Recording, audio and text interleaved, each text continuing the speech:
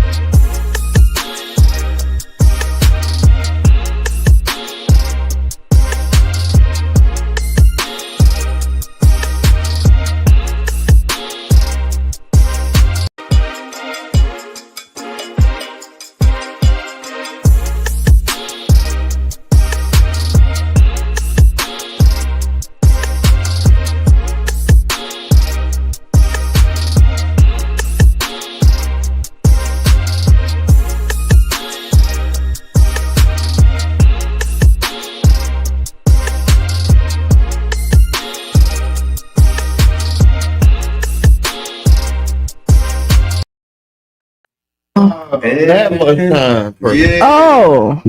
Yeah. I can't hear me, but it's all good. No, I got us. Okay, you got us? Yeah, just give me 2 seconds. I don't want to hear me right now. There it is.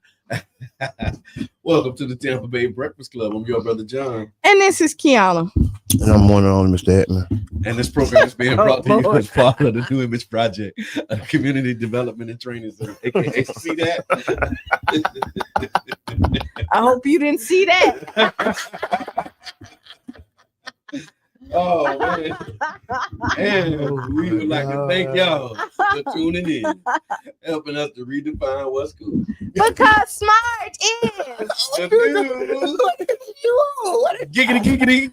gangster. Baby. If you didn't know. Now you know. No. Oh, it's gonna be one of them mornings. That's Welcome, what y'all. when you walked in. He said like he was in the principal's office. One of those it was one of them mornings, man. Oh yeah. I'm here, man. I'm here. I'm in. I made it. You made it. Did you get coffee or pomegranate juice? Nothing. Oh my God. So what's good, y'all? I went to get coffee. Okay. The place where I went and got coffee. This is the second time they say they don't have no coffee. Oh. Wow. Sway. What? How do you not have coffee? So I guess this is the new trend now over there because usually they don't have ice cream. Whenever you go to McDonald's, like no ice. New trend. Oh, we out of coffee. Okay, You out of coffee. Got coffee this morning. Yeah. So the last time, last week when I went, For real. if y'all look, I had Starbucks, right? Yeah, The last time is because your regular. yeah, cause Coffee. the 99-cent coffee. That's why I go there. I ain't even gonna lie. Okay. Yeah. Right. Ooh. But No, but Wawa's got it though. Yeah, but Wawa's coffee expensive. And Wawa's coffee is nasty. Okay. Who? You don't taste the difference? You don't even drink coffee. You don't taste the difference between Wawa, McDonald's, and Charlie, what's Starbucks? You can taste the difference. It's different grades. What's good? It is, but no, I'm gonna disagree with you on that. Now you know. Wawa's good to me. Yeah, Wawa's is. You know who got nasty coffee? Who? Dunkin'. No, they no. I don't like Chick-fil-A. Oh, I've never had Chick-fil-A. Chick-fil-A. Think about that. They never bought a cup of coffee from Coffee Chick-fil-A. and Chick-fil-A in the same conversation. You go to breakfast for Chick-fil-A. See, these real coffee drinkers here. I make it at home though. That's what I've been doing. That's a real coffee drinker. Yeah, I make it at the house. Chick-fil-A has like the worst coffee in the world. Yesterday. Oh, the coffee pack? Yeah, the coffee pack. We had the real. I got coffee at the house too. Yeah, like I I bought like so my brand at home is Dunkin'. Okay. I have Folgers too, but I like Folgers, the red cat. Yeah, it's cheaper, but coffee going up. I went to everything going up. Oh yeah, that's so they messing with them Africans. Yeah, you know all the coffee, cocoa, and all that stuff come from like Africa and Brazil and North South America. Us. Mm-hmm. But yeah, no, it was definitely tariffs have hit a good morning. And so yeah, it was. So okay, so no coffee at my coffee. So my second go to is Starbucks because it's right across the street, right? Okay.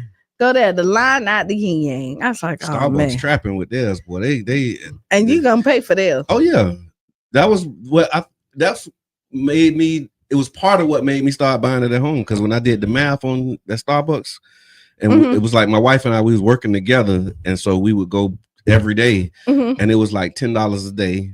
Right. Yeah, because if you get a small coffee, it's like $5 something. Yeah, so it's like $10 a day, and then we was like, okay, that's $50 a week. That's $200 a month that we was paying right in coffee, and it was like, nah, we ain't doing that. I can do so when I go there. I measured it. I mean, simple math. No, but I'm just saying, people don't do that. No, you do it. People don't do simple math. You're doing $10, $11 a day, 5 days a week. You know what I'm saying? Then you do that for the month. Like, phew, that's a. So you don't like coffee that much? No. 3 days a week. 3 days a week, I go to McDonald's, spend $1. Okay. I mean, that ain't so bad. No, that ain't bad. No. And I got the little exclusive app to make the Tampa Bay Breakfast Club is supposed to be paying for your coffee anyway. Okay. So right now, don't worry about it. We got you on the back end. Right. So put it in the chat, y'all. Let us know where you get your coffee from. We got you on the back end. Do you do coffee in the morning? If you do, put a coffee cup in the chat. I owe you. Put a coffee cup emoji in the chat. If you chat, y'all get active for us this morning. Let us know. Are you drinking coffee? If so, where from? Are you making it at home or are you buying it? And I got one more coffee thing before we move on. Okay. Coffee is cocaine cousin. You always say that. It is. They're molecularly, biologically cousins. Okay. And then cocoa is their little cousin. Okay. Coca, that's coca, and coca. Yeah, the coca leaf and coca. See what I'm saying? It's like coca. It's like a derivative. And I don't know about the coca, but I have no idea. Me neither. But I'm gonna say this. That's under the Jabbar fact. You gotta double click on that. You gotta file that under the Jabbar fact. Go ahead. Now I was with you. And then we come back on Wednesday and say, oh, you know what? Yeah, it is. But you know how you gotta. It's the third cousin on the mama side. But you know how like some of them good, like you got good family members, you got bad family members. Okay, yeah. You know what I mean? That one in every family, right? Yeah. But speaking of family and definitely supporting family, y'all, Jamaica, we can't let our foot off the gas, take our eye off the ball. Jamaica still needs our help. Yes. If you know anything about those storms and recovery, and we do a little bit here in the Bay Area, Jamaica still needs the support. Yes, we have supplies that are here, and thank you to those who have contributed and donated. But 99 Gems has teamed up with local partners and continuing the disaster relief drive for our brothers and sisters in Jamaica, continuing to call on community to come through with love, support, and donations. What's needed is water, non-perishable food items, toiletries, baby items, and medical supplies. You can continue to drop your supplies off here at 99 Gems headquarters. Take them to church with you if you go over to Bethel Community Baptist, as well as the Taste of the Islands restaurant. And if you like to donate, you can actually do that by going to 99gemstheberg.com. Hit that donate button and show some love for Jamaica, man. And if you need somebody to come pick it up, call 813-419-2035. Someone will come and pick up the items from you. It's really bad over there. They're not really talking about it. But the water is contaminated. So like if they're not getting any water over there, they're drinking the water. So now they're being infected and people are dying from that. And then they're eating contaminated water. and things like that. And so this is stuff that they're man. not talking about. So let's stand together. Yeah. With our island family. Yes. Clothes. Yes. Hot toiletries. Yep. Water, non-perishables. Yep. Yeah, please come on out, man. We need this stuff for these people because if it was us, we would wish and hope that it was somebody somewhere else looking out and trying to put something together for us. We just happen to be those people in this situation. Yeah, absolutely. We were those people last year. Yeah, for real. Hoping somebody shot it to us, hoping somebody did something for us. Yeah, because people lost everything. Man. Yeah, and I'm riding by houses still recouping. You still see people recouping. Still see people who haven't gotten back in their houses yet. So yeah, y'all make sure that y'all support Tap In. Good morning, Tiff. Appreciate you. Thank you for being here. How was your weekend? Did we talk about this weekend? No, we haven't talked what was about happening? We started talking about coffee. Okay, yeah, we started and the lack thereof. You know what? I had a busy weekend this weekend. I started at Saturday. I went to go see Zootopia 2. It was actually funny. Oh, okay. It's a movie. Yeah, it was. I didn't know what Zootopia was. Yeah, yeah, it was actually I was thinking it was something that happened at Williams Park. No. So no, actually that sounds like something to do downtown. Zootopia. I thought that was a downtown festival or something. No. But they do have some kind of Topia coming up. Localtopia. Yeah. I thought that was Black Friday. No, that wasn't. No, it's another one that's coming on February 14th downtown at Williams Park. Oh yeah, the messy ones. No, we're not gonna say that. Okay, so so so we went to there, and so here we go. Another for the community. Okay. If you have anybody that's in your family or you take care of anybody with disabilities, once a month, Seminole Grill, the movies and Seminole gives a free movie. Okay. All you got to do is go pick up your tickets, right? So I took my clients and so it's a nice little outing out there. And then yesterday I went to the reindeer games at Largo Park. Okay. That was really funny and had a lot of fun. It was an interactive play that they did. They had people come in there and it was like a game show. They played. People got up. It was nice. Literally reindeer games. Yeah, reindeer games. The reindeer games. They didn't let poor Rudolph, but and then they add and they let you ask questions at the end. One to say, why did Rudolph go? And they was like, come, and they was like, oh, we have an answer, and they started singing the song. Rudolph didn't go to any reindeer game, so it was like imagine how Rudolph felt. Yeah, he don't even know he went there. Yeah. But I think they exploiting Rudolph at this point. But I ain't Rudolph representative, so I ain't gonna say nothing about it. They didn't even say nothing. Let me tell you, they didn't even say Rudolph's name to somebody else. See, I told you that's the same thing they're doing. That took. No, let me stop. You exploited it. So you talking about Rudolph. I'm just being messy. Rudolph, give us a call, man. How you felt about hearing that the reindeer games happened without you? Well, it's a whole song. Rudolph the Red-Nosed Reindeer. That was a protest. Had a very shiny nose. And if you ever saw him, you even know he glows. Yeah, but Rudolph ended up saving the day. Yeah, but he didn't play in that reindeer game. Yeah. And now look. 100 years later, they talking about the Rudolph games without mentioning Rudolph. How you gonna do that? Come on, oh my God, the disrespect. So how was your? And then we had Saturday. It was the first. What y'all been doing? We've been doing the Black Money movement. Yes, that's right. See, that's right. I wasn't even.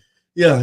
No, that was amazing. So the cash mob. Yeah. So the first cash mob at 727 Seafood and Grill was amazing, man. Yeah. It was really amazing. I saw the videos. Everybody showed out. Like, it was great, man. And then just seeing the post, I saw a few people posting saying that they was over there. They pulled up, text a few people. Some people inboxed me, was asking times and whatnot. And so it was great. Food was good. Went over there. We spent some money with Black businessman. So yeah. And then the timing worked out too. Like when I pulled up, right after I pulled up, Mr. Edmond pulled up. So it was like we didn't even coordinate. That's how it happened. He just got hungry at the same time. This non-coordinating coordination has been popping this whole year. Yeah. because we just like showed up there, and then just being able to talk with people who was outside and people who hanging around, and just the energy around it, man, was amazing. So shout out to King Ree, Carlisa, Chico Downs, Larry, Brian, and everybody who has been really pushing and promoting the Black Money movement and pushing that cash mob. So yeah, it was a great opportunity. And then Neighborhood Strong. So we had that Neighborhood Strong community meeting on Saturday, which was phenomenal, man. Continuing, and thank you to Mr. Edmond for his leadership and vision and assembling us to really talk about all of these surveys, initiatives, and all of the stuff that's been happening. All the things, and then being able to prioritize and choose what 2026 is going to look like, and really building a structure for people to get engaged and involved, not just engaged, but actually get involved. So yeah, it was a good weekend. And then I watched the game on Sunday just because it was raining. So I went to a Race Without Ism on Saturday too. Okay. Yeah, that was really nice with Danny White. I think I went 1 year, but I always seem to miss it. Like I don't know how they. I don't know. It was nice. It was at Studio. It was at Studio 620. Okay. It was at USF the year that I. It was. This is the first year that they moved because it usually be at USF. Okay. Yeah. Race Without Ism. And shout out to Danny White. He do a good job. He does, and he was the narrator. Also, and so that's part of like a national thing. It's like isn't that a national? I think it was like a national day of racial healing or something. That is a part. That's a part of the. Oh, I didn't know that. That was the thing that was. Yeah, we got to call Danny in and have him sit and talk about it because I mean, yeah. Jeremiah, what's up? Thank you for tuning in. Jeremiah Chambliss is watching. Hey. Thank you for tuning in. We love it. Yeah, so that's what it is, y'all. It was a good weekend, good stuff happening. Put it in the chat if y'all had a good weekend, or if you know somebody that's doing some amazing work and they deserve a shout out. Put them in the chat, tag them, let them know that you appreciate them, because we all about giving people their flowers for the good work that they do. So make sure that you tag a friend, tell a friend that now's your opportunity. Opportunity. Opportunity. All right, so would you rather? Would you rather? Would you rather join a book club with deep conversations or an art class with wine and good vibes? Book club or art class? It depends on you. So I'm finna pull my Mr. Edmond, right? I am. Uno reverse. Why I want to say that, because sometimes, like, depending on your mood, because I'm one of the people, I love a good conversation. Okay. Like, I like to dive in, see what it is. But then it's something good. I ain't a wine drinker for real, but it's something good about just like relaxing, painting, and good vibes. But usually that end up going into some type of deep conversation as well. So, so the art class with wine will turn into a deep conversation? It will, depending on how y'all talk. Like, you end up talking, y'all, yeah. Okay, so that's where you going to the class or to the book club? Mr. Edmond, what you doing? Would you rather join a book club, deep conversation, or an art class with wine and good vibes? What would you rather? I would rather join the art book club. We did the same thing. Now so here we go. We got two doors. Standing in front of the door. This door has the book club. This one has the art class. Which one you going? See, it's the artificial choice. See, you can do both. No, I just made it an actual choice. Okay. You can't do both because it's a door in front of you. It's two doors. You can only go through one door. Which one you going in? There's no wrong answer. So let's go into the book club. And then swinging it back and coming through the. I'm telling you, because I would possibly go to the art thing and get a little drunky. Okay. And then go check out the boogie book and then have some conversations. Okay, they both starting and end at the same time. Oh, but time to go a little bit and do a little bit of timing here. No, you don't get no wine. You gotta be there on time. You gotta be there. If you ain't there when it starts, then you can't come late. Yeah, and you can't. Look how we got to drive these would you rather's all the way through in order to get a decision. And if you don't stay the whole time, look how we got to like double click, triple click, drop down menu. Fine print these doggone would you rather's in order to get a choice. Escape all delete. Yeah, wait, look. Just to get a decision to be made. And you can't get none of the goodies at the class if you don't stay the whole time. Oh, how about that? So no wine. Yeah, I'm going. Oh, you be going to the art class. It's dry November, ain't it? Yeah. Oh, we're in December. They do that too. You be dry December too. Morning, you be what's good. People be dry all fall. Tell us what you're doing. Courtney going to the book club. Thank you, Courtney. Yeah, we'll be there together. I couldn't decide. I just be standing in the hallway looking at the door. Waiting. Hey, I'm greeting everybody. Hey, what was Dan, Dan say 2 doors, so Jabbar had headbutt the wall in between. Yeah. It's great. It just hit bing bow, bing bow. Dan, what you doing? You going to the art class? I think Dan is going to the art class. You think Dan is going to art? Dan is going to the art class. If you was a betting person. I'm wrong, Dan. Dude, you got your pick, man. Where you going? You in the book club or the art class? Okay, Nancy over here with me. All the women going to the book club. Okay. I hear that. That's nice. That's okay. Uniform. And then Ada, she says both. But if I must choose, the right brain points the vision. The left brain reads the blueprint. The magic comes when both sides. That's what I'm talking about. We tried to do that, but you can't do that. You can't do it. The right brain paints the vision. The left brain reads the blueprint. Okay.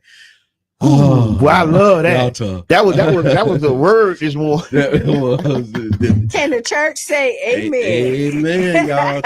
Tiffany's going to the art class, definitely. Not even a second thought. Appreciate y'all. Thank y'all for that. Look, Dan going to the art class you with said the drinks. You did say you said Dan was going to the art class for the drinks.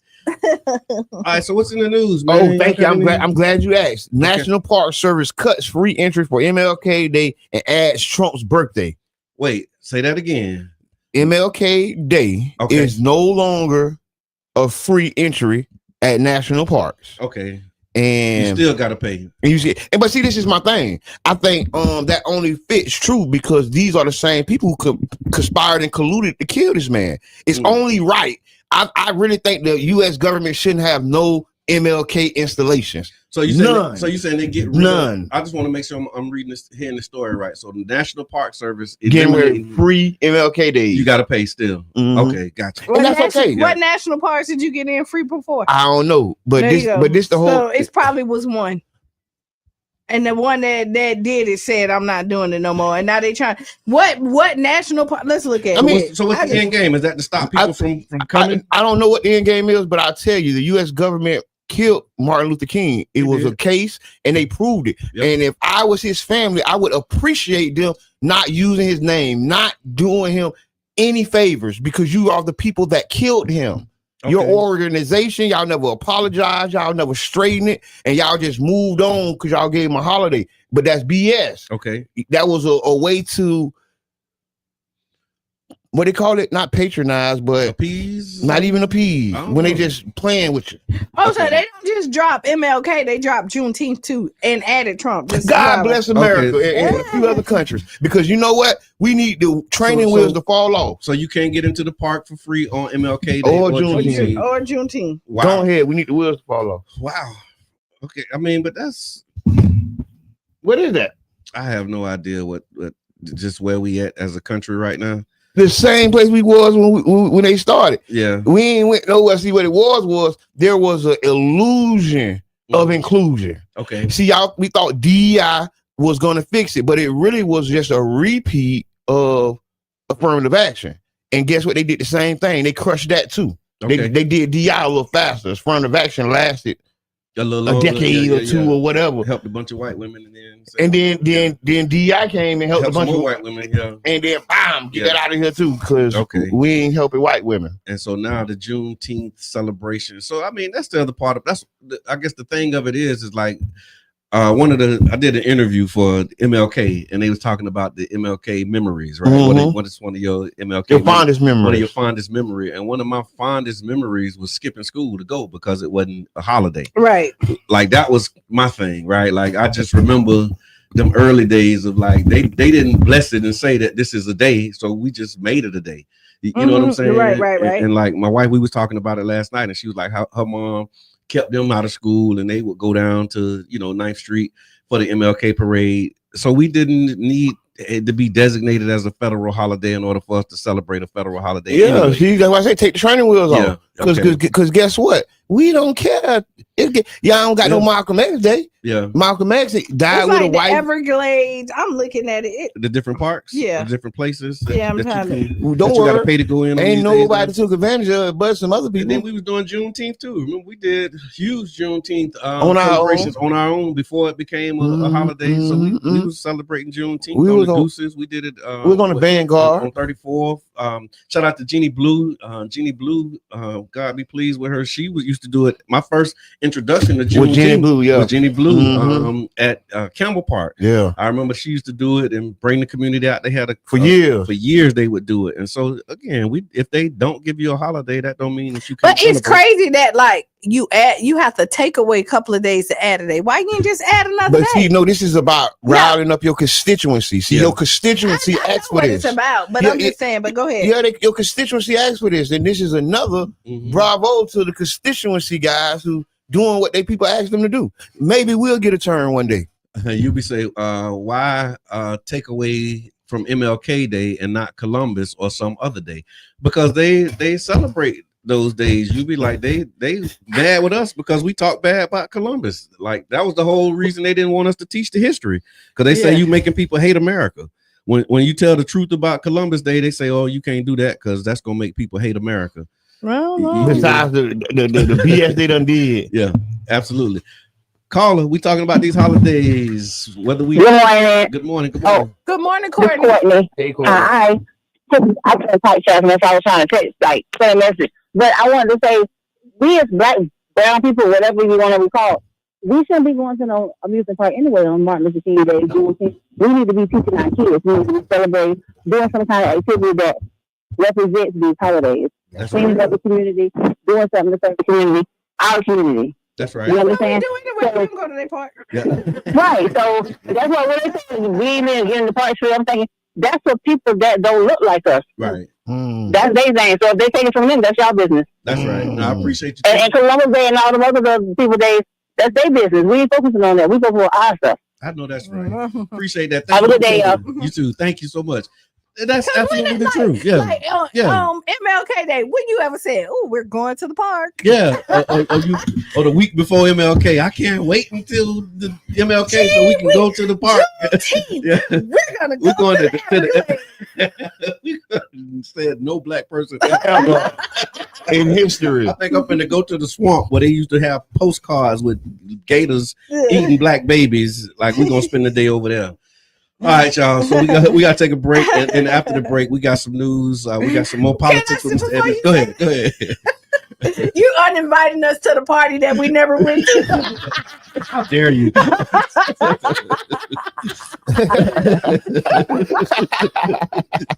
You welcome in. No, don't worry about your invitation is revoked. Okay, thank you. I wasn't coming in anyway. You don't even know where that park at. Like, you can't even think about it. All right, so when we come back, y'all, we got politics with Mr. Edmund. We're also going to talk about this Diddy debate. I guess there's been a debate. Is it a debate by Diddy? About the whole 50 Cent documentary. Is he tearing down black men, or is he holding, is it an accountability thing? I was going to open me a baby or company. Oh, man. Oh, Lord. Bring that. Y'all stick around. We back. We really will. Tag a friend, tell a friend. I guess y'all. Hello, I'm Gabe Ortiz, and this is WEDU Arts Plus. Based out of St. Pete, the Tampa Bay Breakfast Club is a morning radio show about hip-hop life and urban culture. Meet the hosts who inform and empower their listeners.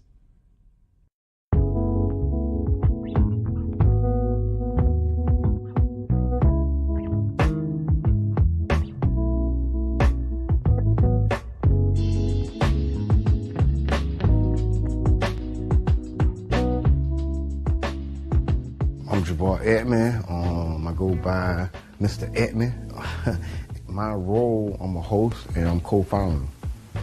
My name is Brother John Muhammad, Your Brother John, YourBrotherJohn.com. And my role on the Tampa Bay Breakfast Club is host or co-host. I just go by Qiana. Sometimes you may hear the guys call me Q. I may say Q just depending on my personality that day. And I'm the female of the crew. I think I keep balance when you look at the Tampa Bay Breakfast Club. So that's my role. And I'm Bruce Moore Jr. A lot of people do know Bruce Moore Jr., obviously being born and raised here and going to school here, but there's many more people that know Reno.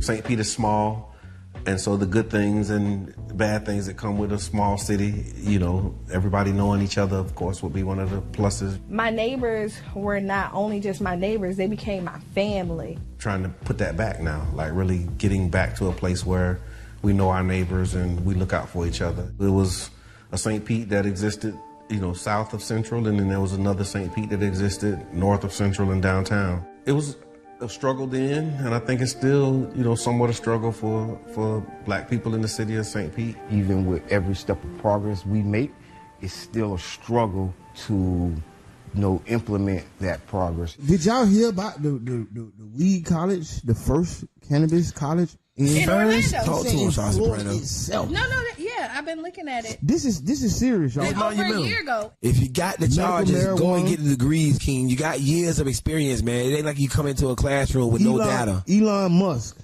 said that a drug dealer knows how to manage and run a business better. I can't believe that. The real facts, man. I'm all about education. But what I'm saying is that we carry this industry on our backs. The way we started the Tampa Bay Breakfast Club, Jabbar approached me about what could we do, how can we do something together, and then an opportunity to promote Amendment 4.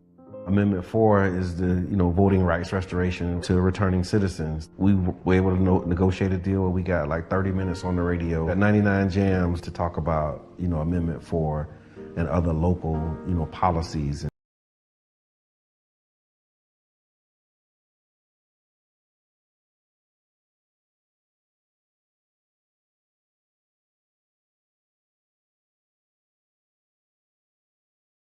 To returning citizens. We were able to negotiate a deal where we got like 30 minutes on the radio at 99 Jams to talk about, you know, Amendment 4 and other local, you know, policies and politics. Enjoyed it, so we started doing it on Sundays as like a podcast with, at the time, Janet Michelle. She was our co-host, and she, you know, filled that role until she moved. And then we had Carla Bristol, Carla B.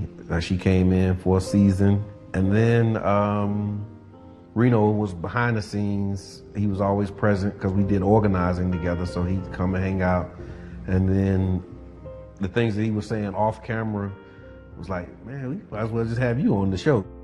The negative thoughts that you is thinking about right now, or any particular subject, y'all, just flip it. Turn problems into opportunities. Problems are opportunities, man. Big shots out to South Soprano. Real deal, man. We on the jump board together right now. Just being around people and clearly always talking, I just felt like at least learn something, so as you see that you're not going to shut up, you can have substance to your conversation and not just be labeled somebody who just love to talk. Really being informative, looking to give the information that isn't readily available in our community.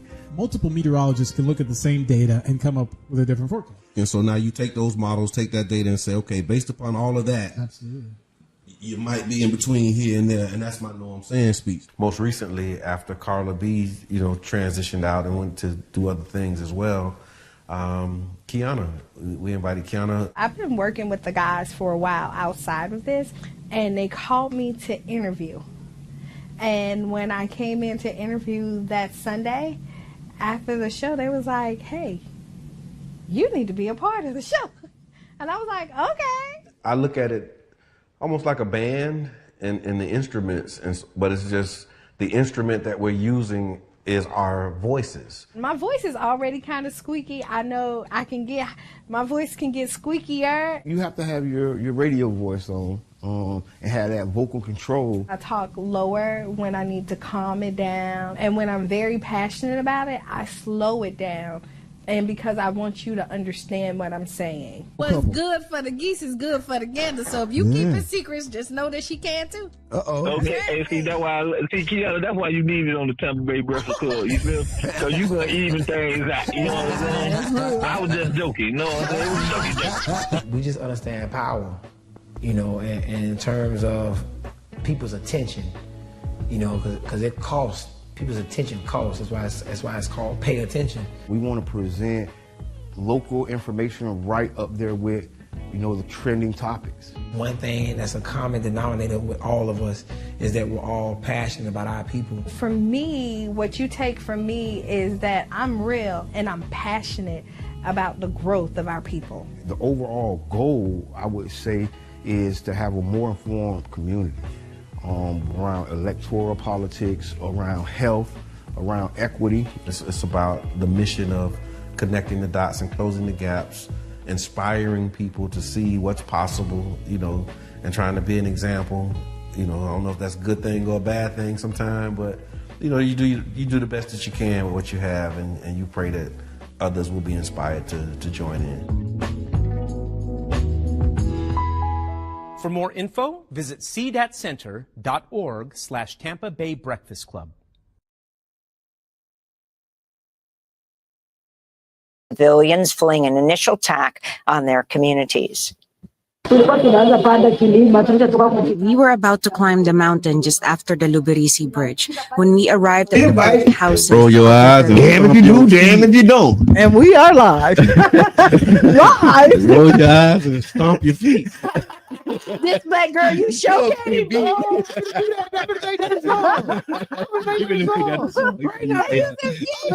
Man, we made that a song. You can stomp your feet, but this black girl, you sure can't be. I remember that. I remember that. That was the thing. So welcome back to the Tampa Bay Breakfast Club. I'm your brother John. And this is Qiana. And I'm the one and only Mr. Edmund. And this program is being brought to you as part of the New Image Project of the Community Development and Training Center, aka See That? See that? And we would like to thank y'all for tuning in and helping us to redefine what's cool, because smart is I knew. Giggity gangster. Baby. You don't know. Now you know. No. Hey, we need to get that like on the loop. On the loop and just mash it. And just mash the button. No, I don't know. Push the button. Whatever we want to do. It's almost like when you go to a meeting and they say, "Hey, introduce yourself and tell me more about you." So before the break, we was talking about how we've been uninvited to parties that we never attend, and Tiffany put that in the chat. She said, "Right, I never think about going to the park on MLK Day or Juneteenth." And then Miss Ada said, "Uninviting us to the party we never went to is like LOL, laugh out loud. It's crazy." So yeah, crazy work for me. We didn't even get the invitation. You know how I didn't even know. They didn't even mail it out I to didn't us. know it was free. Thank you. Did you know it was free No. on MLK Day? And then we found out that it's no longer free when we that's like other benefits that America has that black people never know about. That is right. That can go on the list. We can make a bigger list. We're gonna keep adding to the list of benefits that black people exist for us that black people don't know about. Don't even know about. Call D, speak to the people. Let me tell you about the people. Good morning. Grand Rising, all the things. So here's what I want to say about MLK Day. One time, and this was many years ago, I went to St. Petersburg on MLK Day. And I was a little disappointed. And I'm going to tell you why I was disappointed. Okay. I was disappointed because all of the businesses were closed. Wow. All of the businesses were closed and everybody was at the parade. I said, I came down here to spend money in St. Petersburg. And I think I ended up at the one of the legions or something. And they had food, and I did eventually get to eat. But I was disappointed because the economic impact that was negatively seen during that period of time.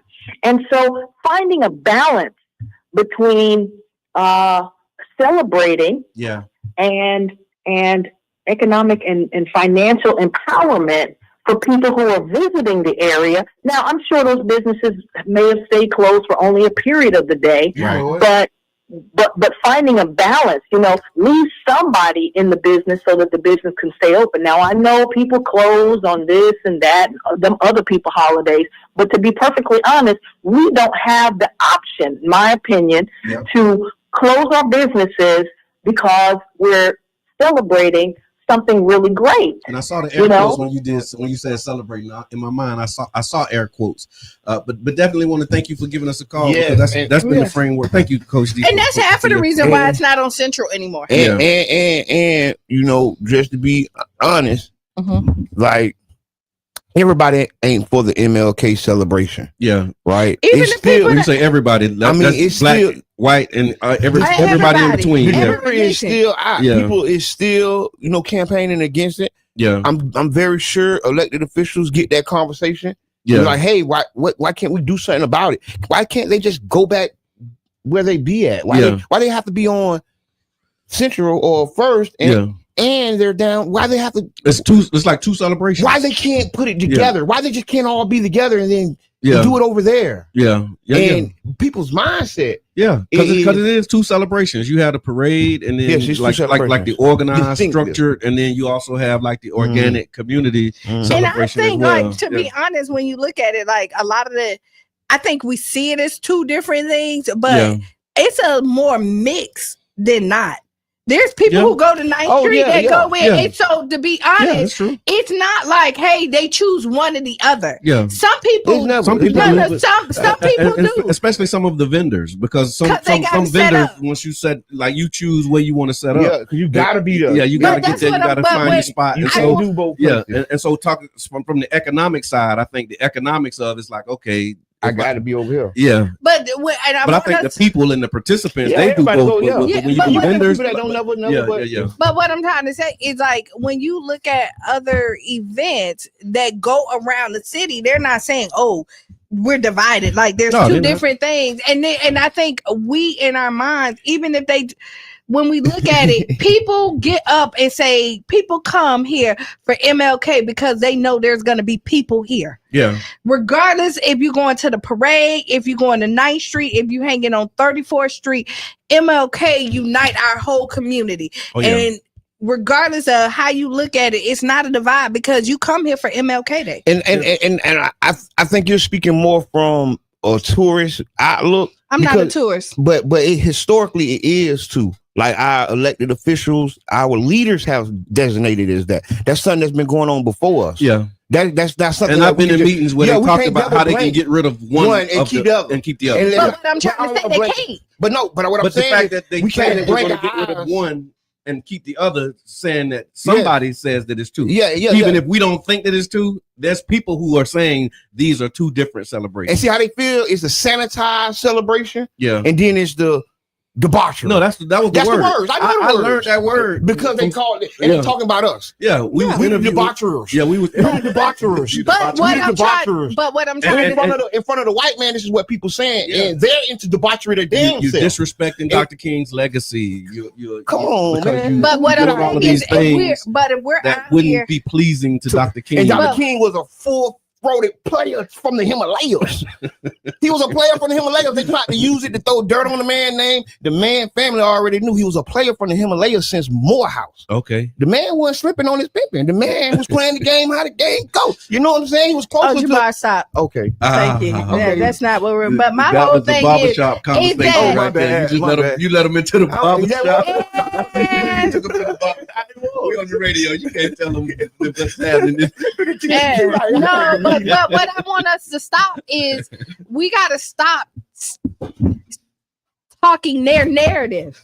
But it ain't their narrative. It is because we all know, because again, this is lived experience. No, it is. And you go to, but I don't. Okay, so most people go to both. A lot of people go to both. A lot, not most. Right? Most people, there's no disagreement. And what I'm saying is, most people see MLK as a full day of blackness. Yeah, most. Right? Most people. Us see a full day of blackness. Yeah. Of greatness. And if you look at historically what happens on 9th Street, there's usually nothing that happens on 9th Street. Nothing that happens at it does not. I agree. No disagreement there. And so when you say that, like, there's two different events, we're what's wrong with saying that, Qiana? Their narrative. What's wrong with saying it's two different events that happen on MLK? Why do you have a problem with that? I just wanted, because it seems like our community is divided. But when it's not, we're not saying it's but divided. That's the way that they're using it. For example, they say the debauchery of this is the pure side of the debauchery side, and it's not. And when I look at it, I agree with you, and that's the only reason why I'm saying that. You got agreement on a portion of your thing. Here's an example: the Deuces corner, right? 22nd Street, 9th Avenue. You have the Catalyst and you have Urban. I go to Urban. I don't go to Catalyst. Not a whole lot. Really haven't been there in a while. Because when I want to go out and go hang out, I go hang out at Urban. I don't go hang out at Catalyst. Not that I don't support them, but these are two different events that are happening. These are two different crowds. It's two different types of people, and the type of people who I want to hang out with, and the type of vibe that I want is more of the urban vibe. But you have people that walk from Urban and go to Catalyst all the time. That's what I do. All the time. It's people that do both, and it's people that only do one or the other. It's the same way for me on MLK. Like on MLK, after the parade is over, it's like, okay, the parade is done. It was great. I'm going home. No, that's just my thing. For years. But I'm not saying what's happening over there is bad. It's not that it's not good. It's not that there ain't black people, but it's just my choice for how I want to celebrate and how I want to spend my time on the day. Of the day, right? Yeah, because you have activities that's throughout the day, right? That you get to choose and I get that because I don't go to 9th Street. I can't tell you the last time but I have no problem with 9th Street. So let me say this.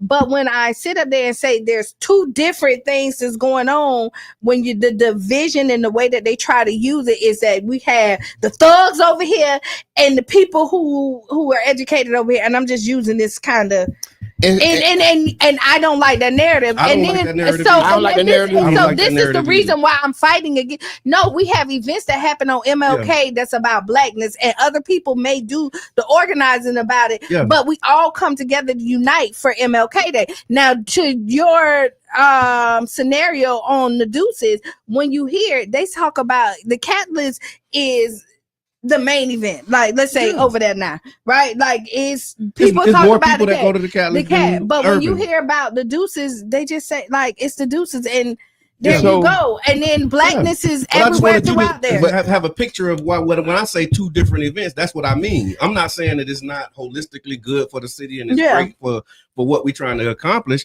because the economic development and the drivers and all of that stuff, I support all of that. Right. One of the things that we was advocating for was to have a map. So that once you come to the city, like if you go out of town, and amnesty for the vendors, we're gonna get to that space too. But the other thing was like, how cool would it be to have a trolley that's running and taking you to all of these different things, so you can really see fully the full experience on MLK Day? And I agree with that. You know what I mean? So it's people who do both, instead of trying to fight traffic and drive through, what if we have these? We use our transportation options that we have, our multimodal. We wrote up a plan, wide sidewalks, so that when people walk, you ain't got to be on the sidewalk. You ain't got to walk in the street. Let's widen the sidewalk. Like let's make it conducive to the. We wrote up a plan, and it's up to the city administration to go through with it. Yeah, right. It happened during the last administration. It happened with the last administration. You know, I was working with the economic development team. Right. Not just Alan DeLisle, but their whole team was coming out. I think Rob Gertis, it was Nikki K. Gasket, and we did that. We attempted to put a plan together, but it's always going to be up to the administration and the other people who are in control to execute those plans, to fund the plan.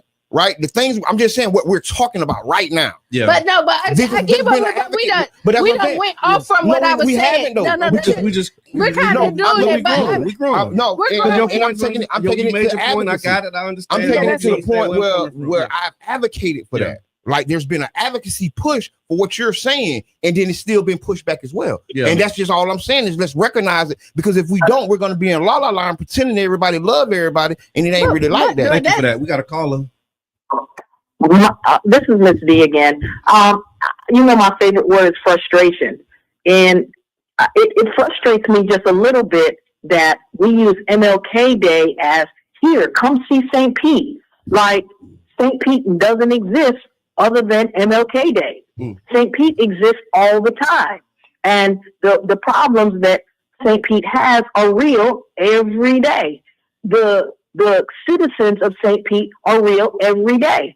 So we have to ask the community to stop allowing St. Pete to just be a circus sideshow on MLK Day, because people live there all the time, and the people. No, I hear that. Thank you again. Thank you, Coach. Yeah, Coach. And the only reason why I'm going to disagree with this is because historically, when you look at it, people have events. You cannot have an event, a big event like MLK every day of the week. No, they do not. Yes, Fat Tuesday starts it, and Mardi Gras goes for almost 6 months. There's Mardi Gras marches and things. Mardi Gras is a weekend. No, it's not. Go look it up. Please look it up. Please look it up. Fat Tuesday ends it. Okay. So go look it up. And you wrong. You wrong. No, I was there, and they have events throughout. But see, I was there with they call it aldermen. I was with the aldermen. Their city councils are called aldermen. I was with their aldermen, and he illustrated to me how it's not just those couple of days. They were intentional about saying how it was lengthened out. And it's days of saints. It's days of saints. Every parade or something is about a saint. And it's a saint almost every day. Thank you. Yeah. See, those who know. And that's what Halloween. Look it up. So from the outside looking in, we think it's just because Mardi Gras. So the way I understand Mardi Gras and Fat Tuesday is actually the day before the holy day, the holiday, which is Ash Wednesday. Yep. And so you celebrate Fat Tuesday, like getting everything out your system because the next day you're gonna be fasting. Yep, and praying. Right. And so that's the holiday that you bring it in with Fat Tuesday. Most people don't wake up on Wednesday saying, okay, I'm finna go to church and you wake up feeling like, oh boy, I had a time last night. Same thing with Halloween. Like Halloween is the day before All Saints Day. Yeah. Like, but most people celebrate the day before the Eve. But my whole point is that when you look at this, there's so many other events that happen in St. Pete other than MLK. Okay. Right. And so no, I don't think that this is making a joke of St. Pete. I think that's kind of disrespectful to even say that. No, it ain't. To me, wait. This is my opinion. And that's what this is my opinion. And when I say that is when you look at the original organizer that came in, it was about bringing us together and celebrating something great. And to say that it's a joke, because Black people come here and want to celebrate one of the biggest. I missed the part where it was saying it was a joke. She said making a mockery. Maybe I wasn't paying attention. That's when I'm like, we got St. Pete people are more than just one day, and we are. I agree with that right there. Shout out to the Black Money Movement. But that's there's so much go on in St. Pete for us to just say this is the only, and it's a joke to have it. But I think the other part of this too is really knowing that you do have what they call signature events. Yeah, you know what I'm saying. And so if you have something going on, consistently and regularly, that's great to support. But then you also have your signature events. And so MLK is like a signature event. Right. Like that's the day that you prepare for, the day you okay, this is going to be a big one. Yeah. But we do, you think about Saturday shops. You got Saturday shops as every Saturday. We actually going to shout out to, let me just make this plug right now. Ahead. Actually this Saturday, we're going to be having Saturday shops at Trolley Market Square in the Fusion 49th District. Yeah. So it's we do the second Saturday of every month on 49th Street as a part of the organizing. We've been doing around Fusion 49th to do exactly what we're talking about right now, is bringing people to the area, bringing the foot traffic, creating space for small businesses and entrepreneurs, showing them how to, grow and scale your businesses. So you start with a tent, and then you can get a truck, and then from your truck you get your brick and mortar. But it starts with people coming out and supporting it. And so that's what we're doing this Saturday, and it happens every second Saturday on 49th Street. Yeah. Call him. Hi, good morning. Good morning. Good morning. You on the air? Yes, thank you. You guys are doing a great job. I can't believe I'm taking the kids to school and always listening in. So about MLK Day, this is my thought. Can anybody tell me where the old route? There used to be an old route back in the 80s and 90s for MLK Parade. And what is that route, and how can it be beneficial to us, the community, now if we changed it back to that route? You spoke of Catalyst, you spoke of Urban Drinkery. I like Urban Drinkery. Yeah. Shout out to Dave Ranger, who constantly puts me in the feed for the Caribbean thing that he does over there. But how can we benefit, and where are the other Black businesses in town, Southside, that could potentially also benefit besides the Catalyst and the Urban Drinkery? You got Eileen's, you have the museums, you have the MLK breakfasts, you got all of these different platforms that people do benefit, including our children who get those scholarships for MLK Day. So again, how did that impact? There was a time I remember back in the early 90s where those parade routes were not downtown. That's right. Those parade routes were on the south side of town. And you got to ask yourself, why do they gather on 9th Street? Because that's where the parade route used to be. Now tell me, why was it moved from 9th Street, where black businesses and businesses on the south side of town could have benefited from it? When you take it down to Central Avenue, guess who gets all of that? Yep. Nobody. Grand Central, downtown. So again, why did they move that route? And tell me where that route began and where did it end, and how can you bring it back so the South Side can be celebrated? And maybe we can pump that almighty dollar back into the South Side and benefit at least 2 days. That's well, right. You know, when we're having all of these events. Thank you so much for that, Colin. So actually, drive safely too. So what did it actually? So the original route, and it was down 9th Street originally. It did start down there. I think it did move, and I'll get more information when the parade did grow. Yeah. Right. And so then they moved it, and it has moved a couple of times. I am an advocate for it going back down 9th Street. I know a lot of people are not. Yeah, me, I'm one. Yeah, Jabbar is an advocate for it not going back down 9th Street, right? So there's mixed reviews on. There is, and I get a lot of phone calls and a lot of people that really do want it to go back down 9th Street. Logistically, when you look at it, because that is also more residential. Okay. Then First Avenue right there, it does impact a lot of homes. Okay. More than just businesses itself. When you blocking look off that route, going down there would because impact it's more big. people. It will. Going in and out. Just logistically on transportation, that's one of the considerations. And I think the reason what 2 reasons it moved, right? It was pushback for black people getting together, right? It was pushback, and the festival, all the biggest parades of the city went down Central. The KKK used to parade down Central. Yeah. The Festival of States goes down Central. Well, went down Central. And if I'm not mistaken, Seville and 18 wanted to put the parade on the stage, on the level of the Festival of States and the rest of the. So let me just understand it right. And this, you're right. You reminded me. They were saying like the black leadership at the time was saying all of these major festivals and parades are done in this area, and we want to level up basically, and we want our parade to be respected like the other parades are respected. This is not just a South Side or a black thing. That's where we want our parade to be where y'all have y'all parade. So it's one of those type of mindsets that ended up having them to advocate for it to be moved. And it actually benefited because it's like science. You have a atom or a species that splits. So this celebration split to 9 different things. Okay. Right? All kinds of different grants, scholarships, breakfasts, dinners, and so that's what I'm glad we you reminded me. Caller, introduce yourself. Them dinners too. Oh yeah, first of all,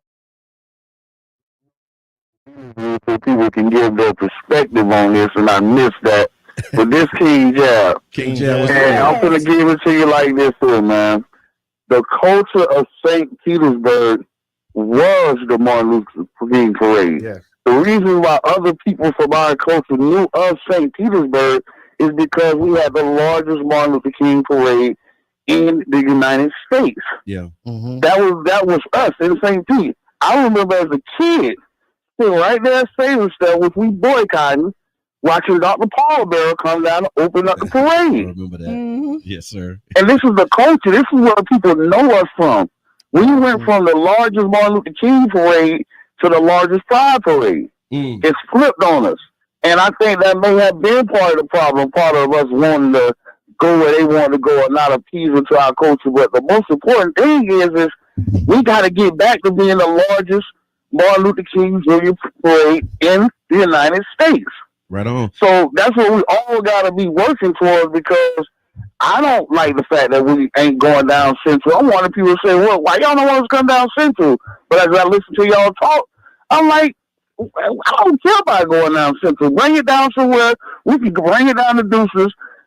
Go down 9th Avenue, man. Go to 9th Street. Come back up, man. We can do whatever the hell we want. It's our parade, bro. Just make it for us, man. That's right. Appreciate that. That's for real, man. I love that.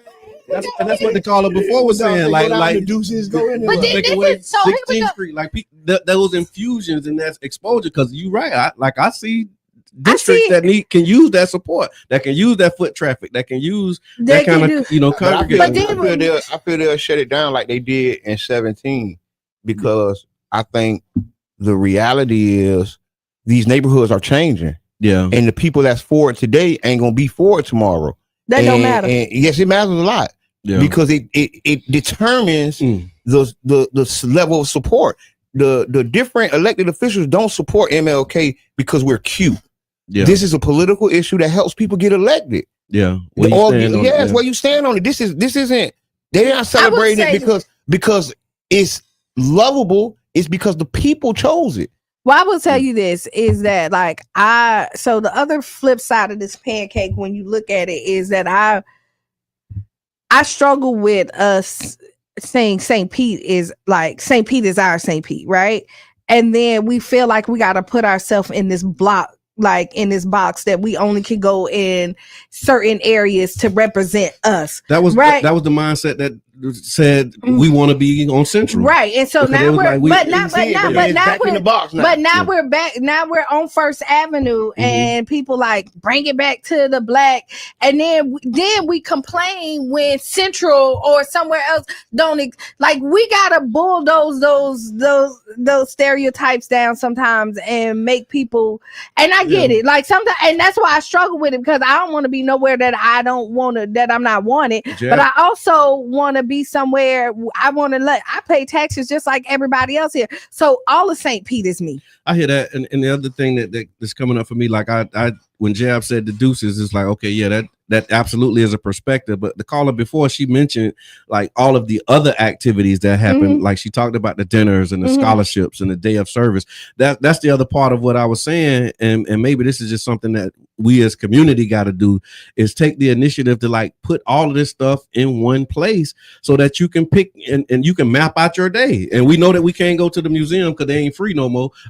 Their museums is not free, but that don't mean that everybody don't want to go to one place. But that's what everybody don't want to be together. Hold on. What I'm saying is, if it's 10 events, where's the directory to say here's MLK? I hear that though. Here's the MLK weekend in St. Pete, and you give me a brochure. Welcome to St. Pete.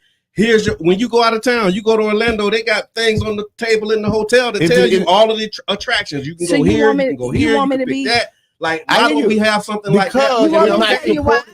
And this is a free idea. Take it if you want. That ain't a free idea, because that was a part of the planning that we made. What I'm saying is, I ain't charging nobody to go do it. I ain't mad if you go. Somebody has to pay for that, right? And in the plan, we had wider sidewalks. Right, but that's why I'm talking about this, because what he just said is on the plan. It's part of the plan. It's on the plan. Yeah, but what I'm saying is, wait, before you say the part that you're talking about, like the brochures and stuff like that. That's cheaper than widening the sidewalk. No, and that's what I'm saying. That's what I'm going to say. But it was a comprehensive something plan that we can do right now. I can show you a whole show you stuff right now that we have all that set up. Okay. Right. I can show you right now that, like, personally, I have reached out and talked to other people so that you can have a map for it. Now, the sad part is you may not ever see it. Okay. Well, we're going to continue to look forward to that. Thank y'all. It was a very robust conversation. We were talking about the MLK Day in St. Pete. And I got one thing for you. Okay. Ask them to look into the plan that was written by the Economic Development Department, and that is a blueprint y'all can use that's already been put together. They paid for it already. Work has been done. I volunteered. Them people get paid $130,000, so they paid for it already, but nobody's deciding to even look at it or use it. Can we Elmo?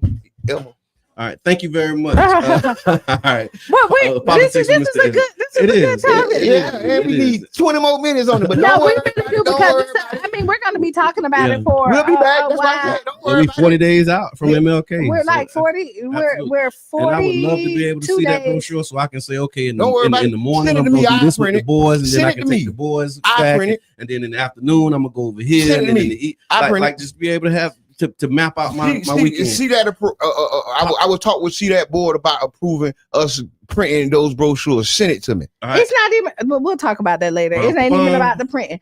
Okay, let's move it. Go ahead, Mr. Edmond. Oh man, in politics. First, I was I was on the Ray Tampa podcast. Big shouts out to Ray Tampa, his co-host, Mr. J, everybody who had me on.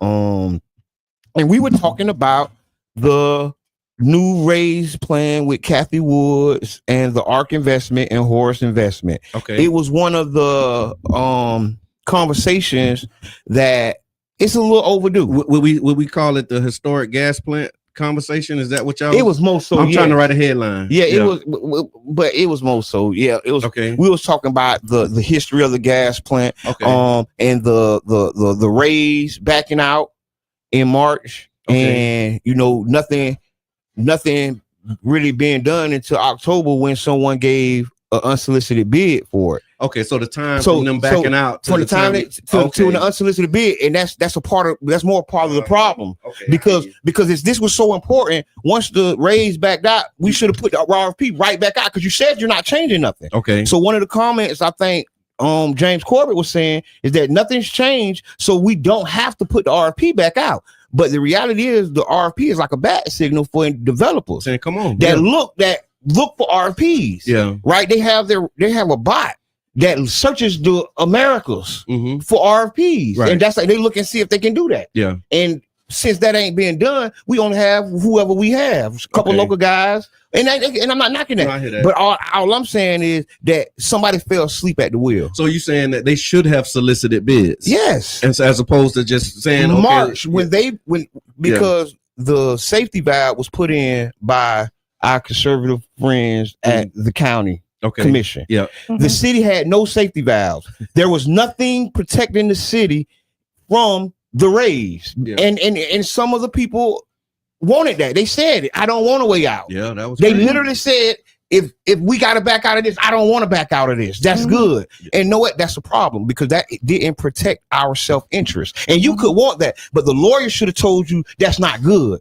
See, it should have been some safety valves. The consultant, hey man, you got to have something. Make them pay a bond. And then when you pay that bond, that means, okay, if you back out, I have a little insurance that you won't leave. But guess what? They left and we still had to redo that stadium. Yeah. Because guess what? They had the proper precautions in their contracts. Right. See what I'm saying? And that shows you how grossly out negotiated we was. Yeah. Right. And that hurt the community because guess what? We paid for that. We paid for them hours because they did a draw up of all the hours that was done. Right. That was the same people who got the bonuses. But comes to turn out, they weren't as good as they said they was.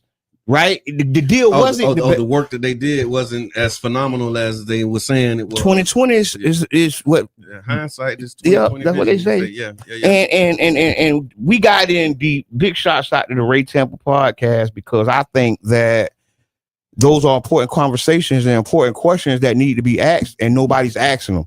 Right. And we have a black mayor. I know it. But the reality is black, white, or purple.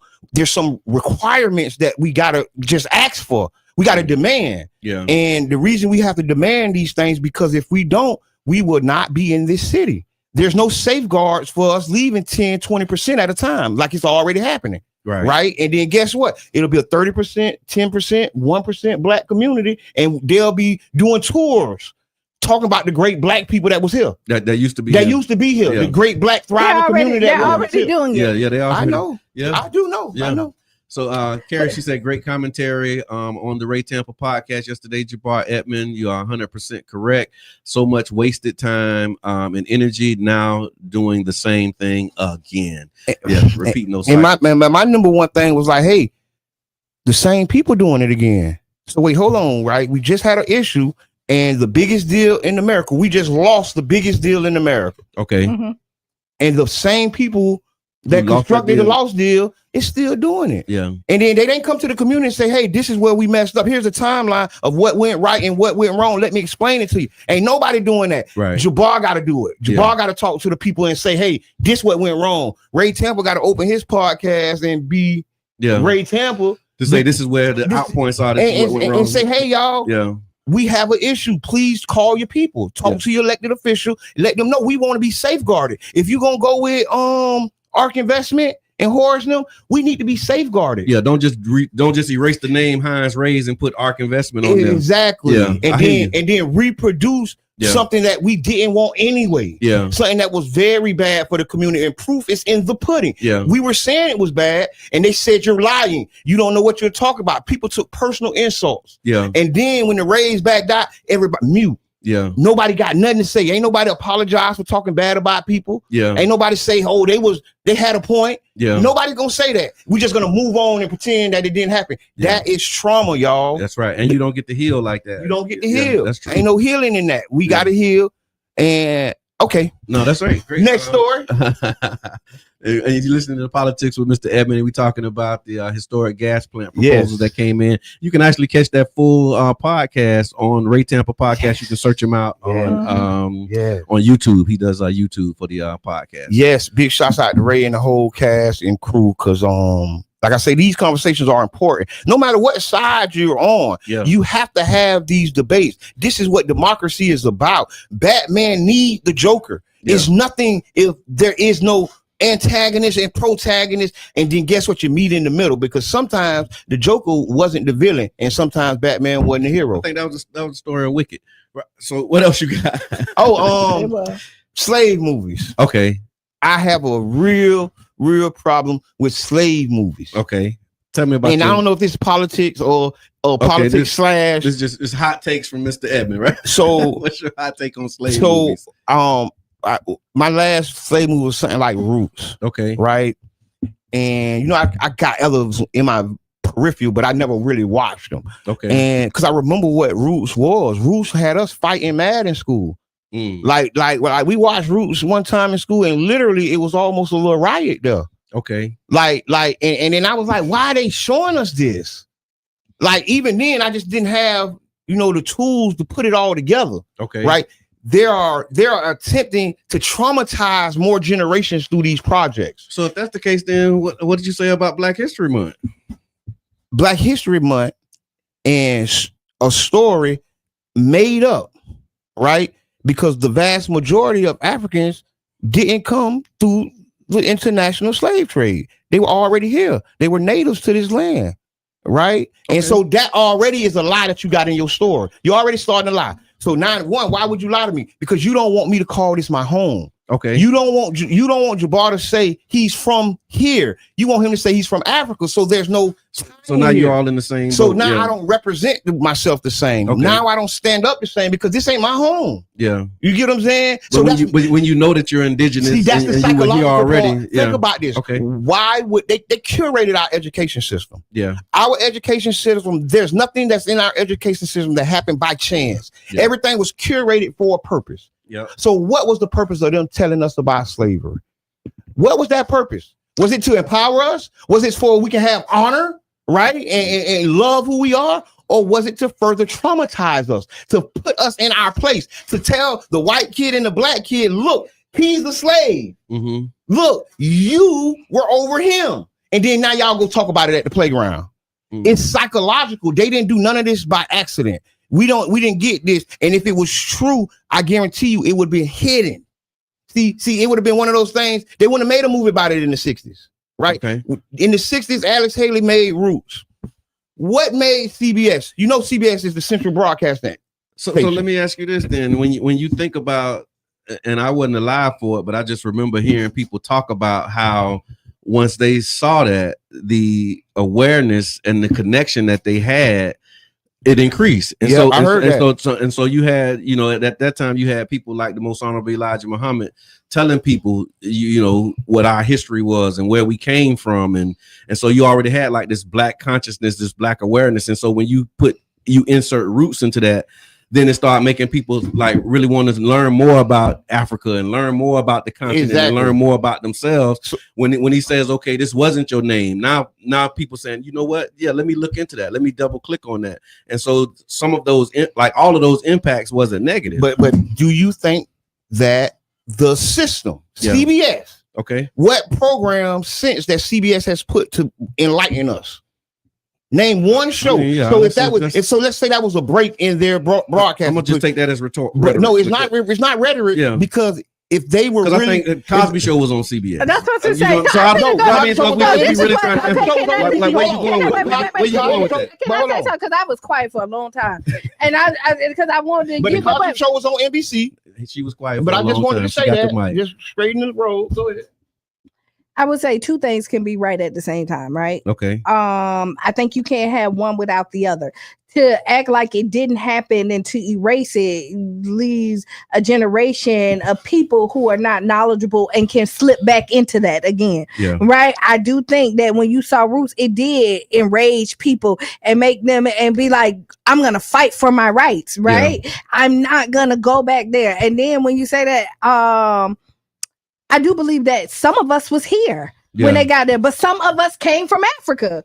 There is, I would say that I don't subscribe to all. And like first to make a bold statement to say we all came from here when we know that there's Black people everywhere around the world. We was everywhere first. Right. So that's stable datum. Like, like when you understand just genetics and how human history works, you know that Black people was everywhere first. But if you peep behind, so I'm a producer, so I look at it a little different. Okay. I look at, why did they produce this? Okay. Right? Why did someone fund it? Why would someone broadcast it? So to straighten it out, Roots premiered in 1977 on ABC, the American Broadcast Network. Right, this is the American channel, and you. It's hard for me to not think about my brother. But you going. But all I'm saying is, do you feel in 1977 they were trying to empower us? Somebody might have been. Okay, baby. I don't know. Okay, no. Somebody may have been. And then so the thing is this is an assumption because like you do. So you're a producer, right? Mm-hmm. And we just said you hate Halloween. No, not really, but you don't do it, right? I don't got hate for nothing. Okay, really. Let's say you don't do Halloween. No, I don't. Right. Oh, you have your reasons. I got a good example too. Like you go in, you pretend like you somewhere else, but then you're a producer that produce movies that you dress up into characters, right? And so that's a contradiction in itself. And so when you sit up there and make you got to talk to the person who made it. Let me say to get where they were coming from. Let me say this. So here's an example of how these movies are made with ulterior motives. But just because they have an ulterior motive, don't mean that that's going to be the outcome. For example, the movie Malcolm X or X by Spike Lee, right? That movie was made in the early 90s. And again, this is, we talk about narratives and all of these things, but if you look at what was happening in the 90s, like hip hop was like at its peak. And we talking about fight the power. We talking about, you got people wearing African medallions and you got this Black consciousness movement that's happening. We just got to wait for Qiana to come back. Carla, Qiana stepped away. She'll be right back. And so you had like this Black consciousness movement that was happening in the country. Minister Farrakhan was like burning up and blazing the trails.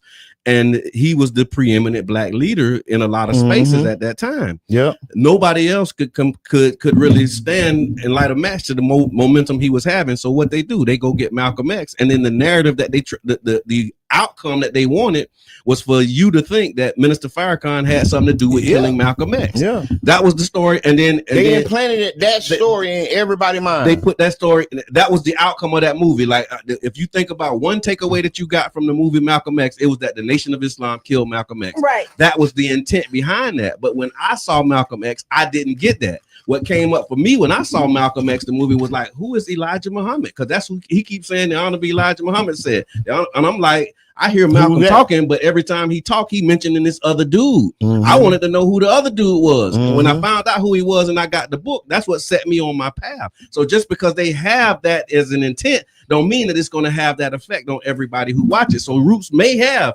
and 9 times out of 10 have had a nefarious motive, but that don't mean that everybody who watch it is going to respond to it the same way. But I'm going to tell you, in these psychological games that are played against us, they know that some of this stuff will inspire some people, but they know the vast majority of it is there to crush them and put them in their place.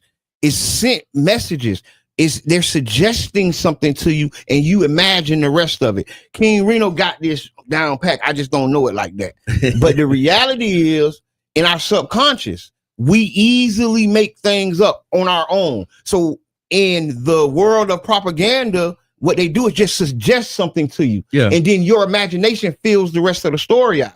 And see, they use that tactic through these movies. So I will tell you this. Let's go back. All right. So hopping in really quick is that at home, you need to feed your children like the positivity and help them mold their minds so that when they look at the world, they don't just see what they're trying to sell us. Right. So when you leave the world to dictate what your children and what you are going to do in your life, like ABC, or however the case may be, because it depends on that. When you look at ABC, when you sat down there, if you would have had a conversation with your child and say, hey, this is, and spend it and say like, this was horrible, but this is why we got black businesses now, because they fought against it. He got his leg cut off so that the rest of the people can walk freely. You know what I mean? That's a great way. But when you look at it, I have always worked in trauma and worked in stories about trauma. But so a way to kind of fight about it. That's historic. But when life give you lemons, they tell you all the time you make lemonade. Like, but that don't mean you say stop giving me lemons. That don't mean say, hey some man, people like lemonade. But that's what I'm saying. When life give you lemons, you can say life, I don't like lemons. Okay. And then you can take the lemons and still make your lemonade. But that don't mean you have to be all right with it. You can literally say, man, I'm tired of life giving me lemons. Right. I want to get some peaches. All right. And then you get some bad peaches. And then you're going to say, like, I'm not eating peaches. I want apples now. Then you get some bad apples. So listen, so we talking about the impact of slave movies and just how they how we get suggestions that come through these movies and films that we got to be mindful of. One of the things that's been coming up recently, speaking of movies and documentaries and controlling narratives, is the 50 Cent and the Diddy documentary series, right? And so that's another, or should I say, is that another example of how black people are being used? Because that's what the debate is. Some parts of the debate is saying, well, it's accountability, you know, showing that, you know, this person, even though he was powerful, he has to be accountable for what he did. Other people on the other side of that are saying it's not accountability. This is another example of a black man being used to tear down another black man. What are your thoughts on this? It's two things can be right at the same time. Yeah. Right. This is good journalism. These are the facts, right? But then there's also a tent to it, right? Because like the rollout and the promotion of this, right, is really to just spitefully damage Puffy. Yeah. Right. And you know, clearly the intent is not to help him. And I'm not a Puffy fan. I'm not a Puffy fan. Yeah. I'm not a 50 Cent fan. I haven't seen the documentary. Yeah. I don't plan on watching the documentary. But what I will say, I know that this is a good story, and media wise, somebody should have produced it, but it didn't have to have all the baggage that's been put on it. Okay. You get what I'm saying? It didn't have to have that extra me against him. But that's what sells. But that's what society wants us to do. Hey, caller, introduce yourself. Hey man, you already know what to do with the business here, Q. I just think we got 6 minutes. Yeah, I think we should just look at the person, you know what I'm saying, that made it too, you know what I'm saying, what their objective was, you know what I mean? Like, I just say be careful watching a documentary made by a man who baby mama was messing with the man that's in the subject. Because now it can be tainted from that perspective, and that's what it looked like. You know what I'm saying? Like, 50 Cent had beef with this man for years because this man was dealing with his baby mama. And then the man get in trouble, and then now I make a documentary about you. Yeah, man, I'm good. Holla back, y'all. Right on. Thank you. I would say, and then I started watching the documentary. I didn't finish. Up or down? I have to finish. I gotta finish watching it. Is it something that make you want to finish watching? I was watching it. I mean, I was in, but what it sounds like when you look at the documentary is a lot of people who like this is what like. It's people part of their past that didn't succeed or get what they wanted to get out of. So these are people who could be witnesses for the proprosecution. These disgruntled. No, I'm asking like if there was a trial and they say, okay, we're going to call witnesses. Are these people who call? Are they calling to the stand to defend him, or are they calling to help bury him. Right. And then on top, and then when you look at it on some of it and like the narrative there, like they talked about 50 P. Diddy baby mama, right? Okay. And like some of the stuff that they happened that didn't have nothing to do with nothing. And she was like, why you put me in it? Like I have my own life. Like your girl. Yeah, she did. She was like you added, and then she said like some of this stuff is a lie. Yeah, she like they come in there like you say you saw him beat me down and all that, and she was like, wait, no, that like there was some bad stuff, but this ain't what happened. Oh man. Right. And she was like, and she said she was like, I have my own brand, and now my children also like, and to look at this. Okay. And so like the what they call it collateral damage for this stuff too. Like there's people who in this case had nothing to do with those gruesome, grotesque incidents, but now they being drugged into it as quote unquote character witnesses. And they don't want to have any part of it. Being brought up. And then you're saying stuff that don't have any relevance to nothing. That you're like, you just like damn. And then like they said, and if you look at it, all of them kind of tell where they at. P. Diddy messed with all they girls, and all of them got a That's problem the thing that they have in common. Like somebody's like, I was dating her, but if P wanted her, she got him. P always was consistent, man. So like when you look at it, my wife, she been said she wasn't gonna watch it, and now I'm starting to lean towards her. Y'all know my wife. Y'all know my wife be right. I haven't watched it. No, I haven't watched it. But I'm I had it in my queue to watch it, but I just been like.